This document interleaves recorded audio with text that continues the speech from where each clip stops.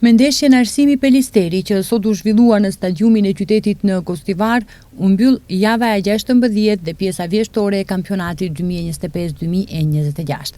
Në ligën e parë të futbollit vendor, ku epiteti kampion vjeshtej takoi Vardarit me 42 pikë. Në gjiron e 16 vlen të theksohet se ekipet vendase nxorën vetëm një barazim kundrejt 5 fitoreve për ekipet mysafire dhe i shënuan 21 gola. Në duelin e sotëm në Kostivar mes Arsimit dhe Pelisterit, ndeshja përfundoi me barazim 3-3 dhe pse mysafirët në 2 raste kishin e përsi prej 2 golave.